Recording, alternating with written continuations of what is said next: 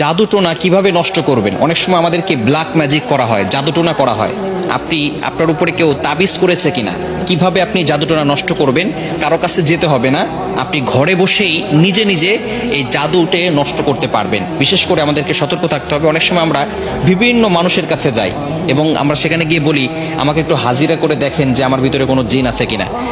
তারা তো ঠিকই, যদি জিন নাও থাকে আপনার উপরে জিন একটা চালান করে দিবে, এরপরে আপনার কাছ থেকে বারবার এই জিনের মাধ্যমে ডিস্টার্ব করিয়ে আপনার কাছ থেকে টাকা খাবে। এজন্য আপনি কারো কাছে যাবেন না, নিজে ঘরে বসেই আপনি আপনার জাদুটোনা দূর করতে পারবেন, জাদুটাকে নষ্ট করে দিতে পারবেন। বর্তমান সমাজে ম্যাক্সিমাম সময় দেখা যাচ্ছে যে আত্মীয় স্বজন, একেবারে কাছের মানুষগুলো আপনাকে জাদুটোনা করে আপনার জীবনটাকে নষ্ট করে ফেলবে। অনেক সময় দেখবেন কিভাবে বুঝবেন? আপনি অনেক সময় অসুস্থ হয়ে পড়ছেন, কিছুই ভালো লাগে না, ঘরে ভালো লাগে না, দোকানে ভালো লাগে না, ব্যবসায়িক প্রতিষ্ঠানে ভালো লাগে না, অথবা ব্যবসায় বারবার লস হয়ে যাচ্ছে, অথবা সংসারে কোনো শান্তি নাই, স্বামী স্ত্রীর ভিতরে ঝগড়া হচ্ছে, অথবা কোনো মেয়ের বিয়ে হচ্ছে না।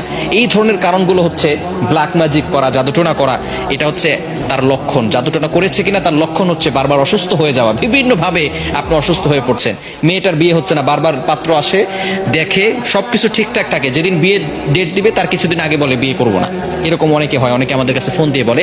এটা হচ্ছে ব্ল্যাক ম্যাজিক, জাদুটোনার একটি অন্যতম লক্ষণ। এরকম লক্ষণ যদি আপনার ভিতরে থেকে থাকে, তাহলে আপনি জাদুটোনা কিভাবে নষ্ট করবেন আজকে বলে দিব। আপনারা খুব সুন্দর করে প্র্যাকটিক্যালি দেখাবো ইনশাল্লাহ। আপনি দেখে এটা যদি প্র্যাকটিস করেন, ইনশাল্লাহ জাদুটোনা যদি থেকে থাকে তাহলে আপনি নিজেই এটা করলে আপনার জাদুটোনা কেটে যাবে। ব্ল্যাক ম্যাজিক করে আপনাকে কেউ ক্ষতি করতে পারবে না, এবং এরপর থেকে আপনাকে কিছু আমল করতে হবে। আচ্ছা, আমি আপনাদেরকে দেখাচ্ছি। কলম আছে নাকি কারো কাছে? এই যে একটা কলম। সর্বপ্রথম আপনি যে কাজটা করবেন, প্রথমে অজু করবেন।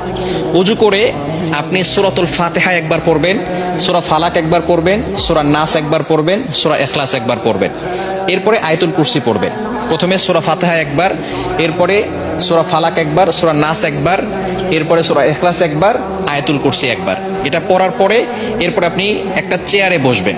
অজু অবস্থায়, পবিত্র অবস্থায় চেয়ারে বসবেন। মনে রাখবেন, কোরআনের ভিতরে আল্লাহ তাআলা শিফা দিয়েছেন। আল্লাহ তাআলা নিজেই বলে দিয়েছেন 15 নম্বর পারা 9 নম্বর পৃষ্ঠার 2 নম্বর লাইন, সূরা বানী ইসরাঈলের 82 নম্বর আয়াতে আল্লাহ তাআলা বলছেন, ওয়া নুনাজ্জিলু মিনাল কুরআন মা হুয়া শিফাউ ওয়া রাহমাতুল লিল মুমিনিন।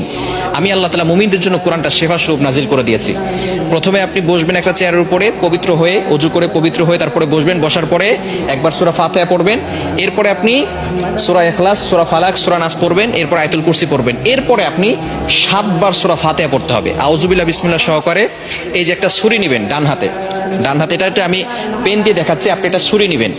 ডান হাতে একটা ছুরি নিয়ে আপনি মাথার উপরে রাখবেন, এভাবে রেখে আউযুবিল্লাহ বিসমিল্লাহ সহকারে সূরা ফাতিহা পড়বেন। পড়ে আপনি ছুরিতে ফু দিবেন।